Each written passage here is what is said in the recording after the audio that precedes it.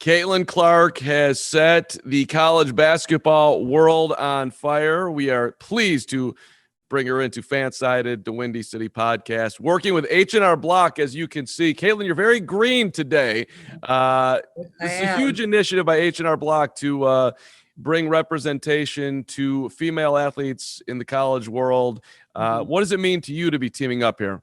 Yeah, I think it means everything to be teaming up with H&R Block, and they're starting this campaign to give back $1 million to female college athletes across the country and just level the playing field across the board, because there are those inequities. And, that's something I'm super passionate about as well. And they're also going to be, helping us with tax guidelines and working through that and helping us be more financially stable, just because NIL is so new, hasn't even been around for a year yet. And a lot of things student athletes haven't really had to deal with in their entire life. So I'm thankful that they asked me to be a part of their team. So how are you dealing with it? Like, you're sitting here with me doing this interview. You grew up loving the game and you're playing it at the highest level, leading Iowa to become a co-Big Ten champion, and who knows what's capable the rest of the year. And I don't know how many brands you're working with, but I know you've been with Hy-Vee, and now you're here with H&R Block. Like, this is a whole add-on to the college experience that you probably weren't necessarily like booking as, well, I'll be doing this, and this, right?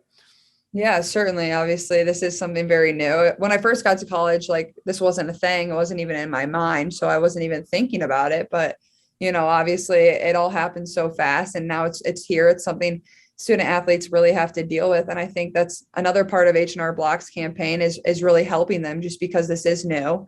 It is something a lot of people haven't dealt with before.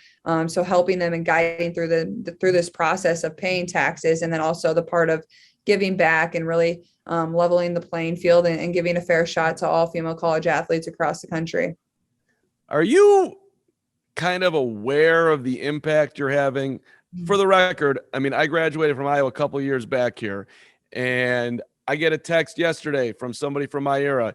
She lives on the East Coast. She went to see you with her son at Rutgers, paid to sit in the front row. You took a picture with them. Like, I don't know if you remember that. You probably do. The one rampant Hawkeye fans. I'm friends with the chief of police in Iowa City.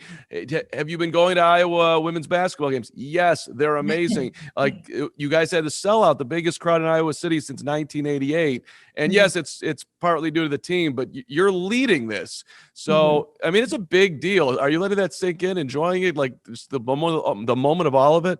Yeah, I think, enjoying every single second is so important. And, my dad texted me yesterday before we played. He's like, enjoy every single second, because this is special. And, you deserve it. This team deserves it. And, that's one of the reasons I came to Iowa, because this fan support for women's basketball is so amazing. And, we need to get that everywhere. But, I mean, it is tremendous, and I'm trying to enjoy every single second of it. And, I'm just very thankful to be in the position that I am. Who wins a shootout between you and Steph? Probably Steph. I would just be happy to be there, though. I mean, you'd probably lose because he's the greatest shooter of all time. But like, your name is mentioned with him. Your guys like LeBron James are Instagramming about you. Trae Young is tweeting about you. I don't know what that feels like for a sophomore in college, but that's got to be surreal, right? Yeah, it certainly is surreal. I feel like I was just like that little girl that was looking up to all of them and watching them on TV, and wanting to make the moves that they're making or play like them. So, it is pretty surreal. And, I still look up to those players. I still watch them all the time on TV. And, but yeah, it is crazy. Like you said, you probably could outshoot LeBron right now. I don't know about that. Caitlin, you're hitting step backs around the back, set your feet 3 feet behind the line. Not a lot of people can do that in this world. Yeah, I mean, really. No, yeah, it's pretty fun. I'm enjoying every single second. When did you realize you had like the skill set to, I can really shoot it from deep. I can actually run down the court, pull up with a hand in my face. Like, how does that develop even, like, where you get to that point? Yeah, I think like just growing up, my dad always made me work on the basic fundamentals of basketball. But I mean, I think it started honestly in high school. I would get triple team, double team, and I would just have to keep scooting further back and further back. And, I think building up strength throughout college has also helped me as well. Just getting stronger and developing my body. So yeah, but sometimes I don't even realize how far back I am, and then I replay it and I see I'm pretty far back. Right. From the logo. One thing that a lot of people say about you is that you see the play developing like a couple steps ahead.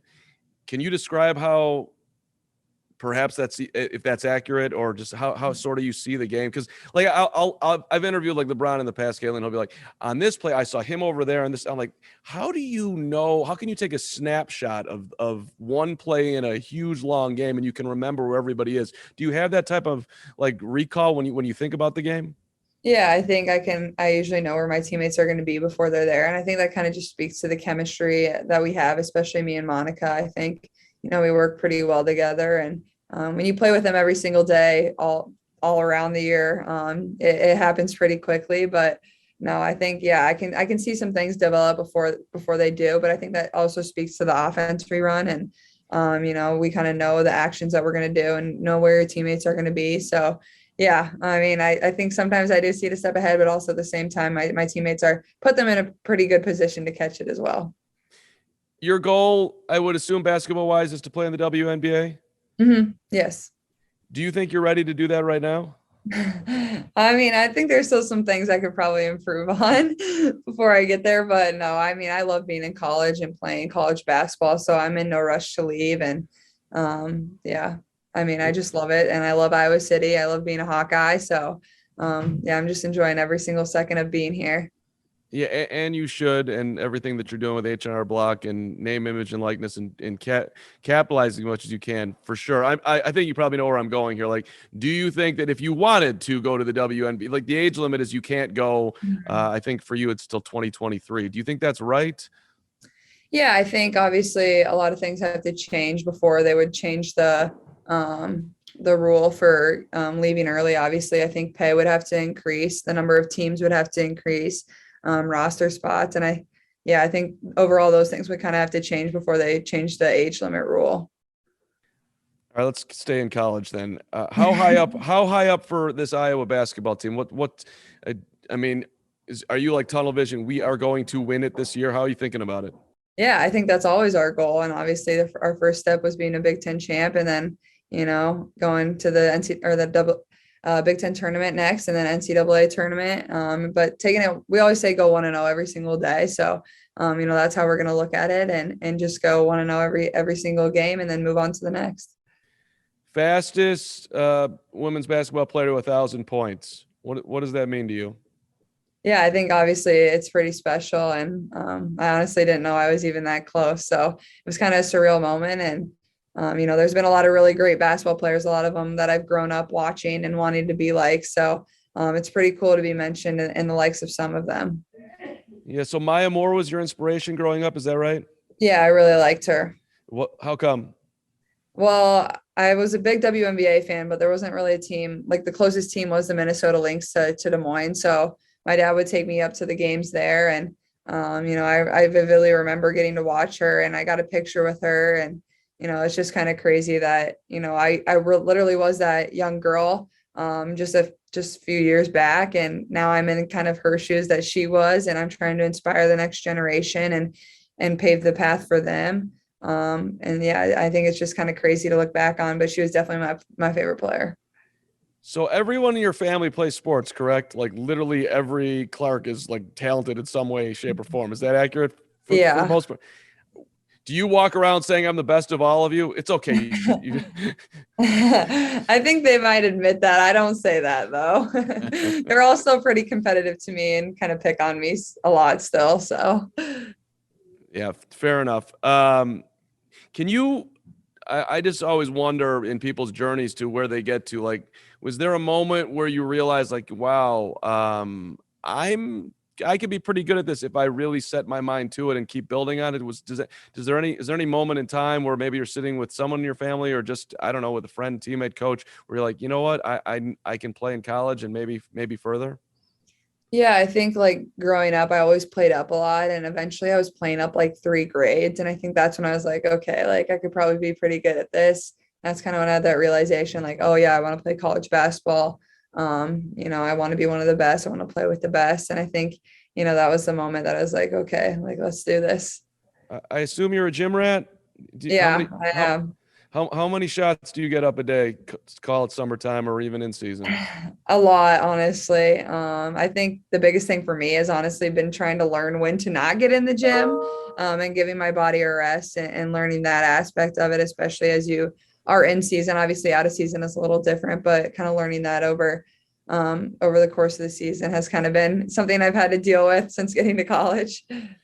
Did you see the step video that was going around yesterday where he starts in the lane, I think, with an underhanded shot, then one step back, one Yeah, step.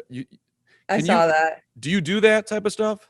No, I've never tried that exact thing. I do like long shots and stuff in warm-ups, but I've never done that exact thing, but maybe I'll try it. Okay. I was like, this guy is it's a really unique skill set. I don't know how congratulations on being able to do it. You're one of a few on the planet that can. Let's go back to H&R Block as we wrap up here. As far as closing the gap between male and female athletes, how are you looking at that, Caitlin? What do you want to see happen? Yeah, and I think what H&R Block is committing to do, giving $1 million back to female college athletes, is a step in the right direction. And they're really committing to that. Obviously, a huge brand, a huge name, a great company. And I'm just thankful that they asked me to be a part of their team. But, it is something I'm passionate about. So it was an easy yes to join their team, and really lead this campaign with them. But I think, inspiring the next generation and paving this path for them so they don't have to go through the same inequities that we've had to, and really giving them a fair shot and creating this opportunity for them too, for when they get into my shoes or get into other female student athletes shoes, whether it's gymnastics or soccer or any other sport as well, not just basketball, that they have that fair shot and the playing field is even. Favorite thing to do in Iowa City when you're not studying and or doing something with name, image, and likeness and or playing uh, basketball? oh, that's tough. Honestly, I don't have much free time to do anything. I mean, Iowa City has so many great local restaurants, so probably trying out the local restaurants. I've been to basically all of them, but yeah. You've been to the Hamburger. You've done you. I have my favorites over Hamburgen actually, Well, but okay. Wow. Let's there's hear. Bluebird. Do you like Bluebird? I haven't had it, but this is Dandelion, I guess. Well, if you're going like more the breakfast route, but no, doesn't Hamburgen have like the pie shakes or something? that could be. I mean, I know them for their breakfast. And Yeah. that's like every president in the history of the world's been through there. It's like Yeah. it's Iowa City legend. But you sound like you're more in the what's cool now era, perhaps. I guess so. Yeah. Hey, Caitlin, awesome to catch up with you. Congrats on all your success. Keep moving it forward, and good luck to the Hawks this year. Go get the whole thing. Thank you. I appreciate it so much. Great talking to you.